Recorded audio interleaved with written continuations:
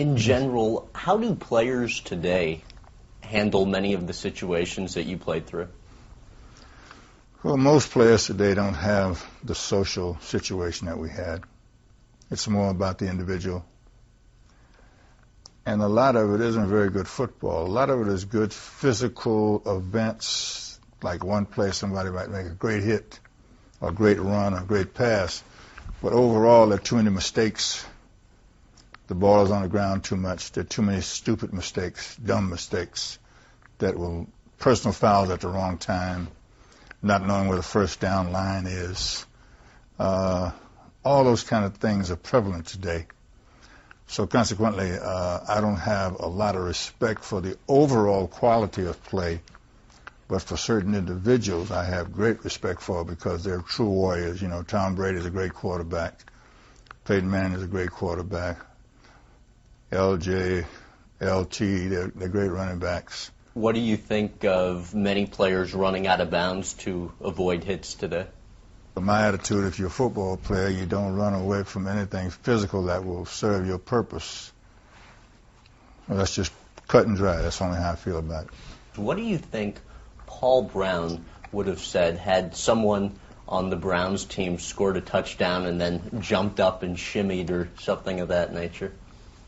I don't know what Paul would have done, but more importantly is how I feel about it. I think it's selfish. I think it's boorish. I think it's corny.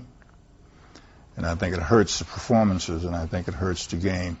You once told the Syracuse Herald-Journal, and this was a while ago, that the modern black athletes are the most embarrassing collection of individuals I've ever known.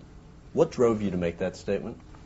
The buffoonery, the things we fought to get away, the stereotypical gestures, the rolling of the eyes and the dancing and all of the Walt Disney stereotypical racial disgraces.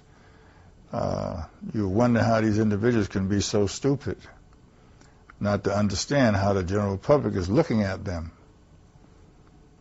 So, yeah, you know, I said that many times, and I say that to them.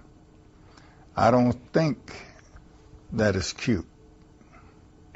And I don't think that the majority of the fans in the stands think it's cute.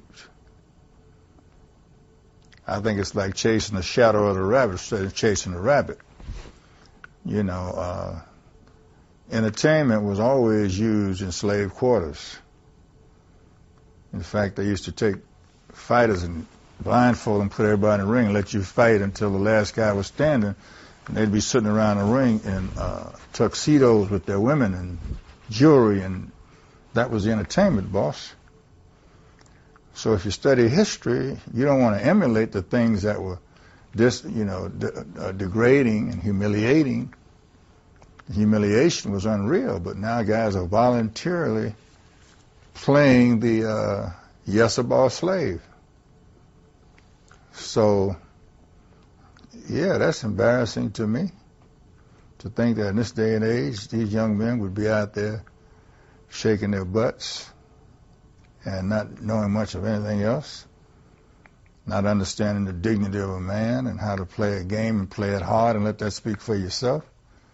There's no debate in this conversation. Anybody that takes the other side has got to be an enemy. Any man that would teach his son that that's the thing to do should be arrested. Education, family, character, intelligence, humility. Okay? These are the things that make a culture live.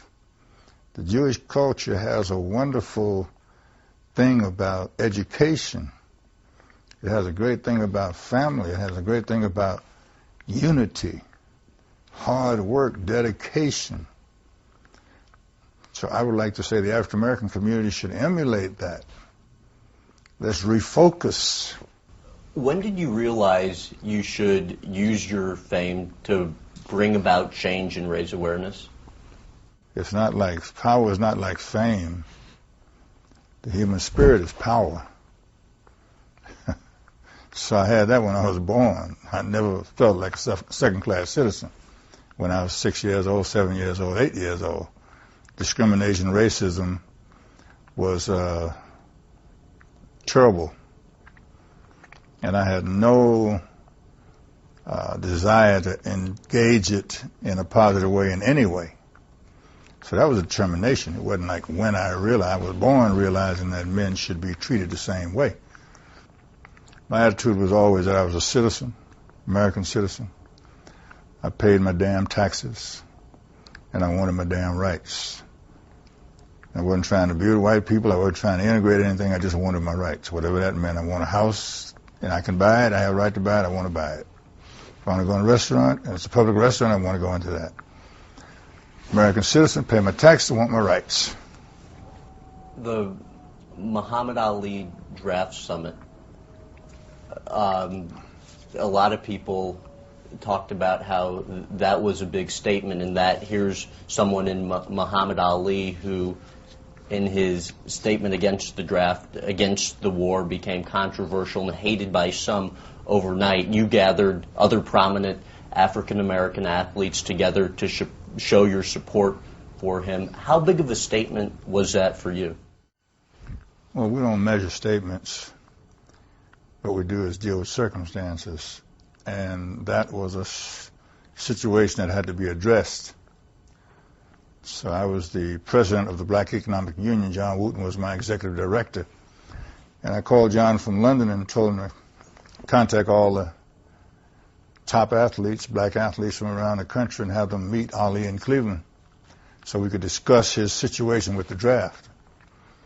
And they all showed up, and we had about a 3-hour meeting with him in the back room of my office in Cleveland, and realized that he was very sincere in his position, and that because of his religion he was not going to go into the Army. And we backed him. We said, hey, we've talked with this young man, and we all agree that he's right because it's his religious beliefs. Muhammad Ali just turned 65. What do you most respect about him? An interesting thing about him, the very interesting thing was all through his career, Angelo Dundee was there. And Angelo, of course, was a white individual, but Angelo was a rare guy who could be around Muslims, black Muslims, anybody, do his job, and everybody respected him.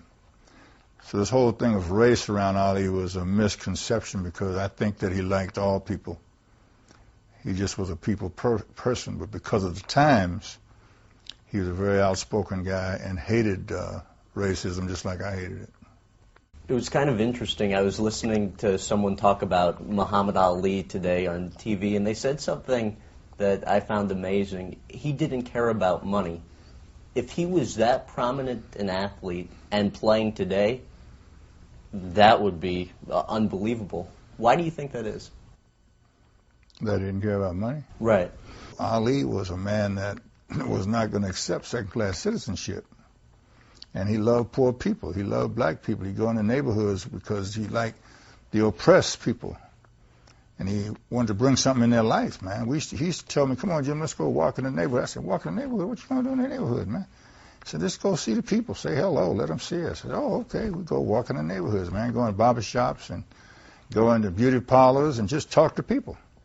That's how he was. And we didn't talk about how much money anybody was making, you know. The country was a mess, man. And if you were black at that time and you weren't conscientious, you were out of your mind.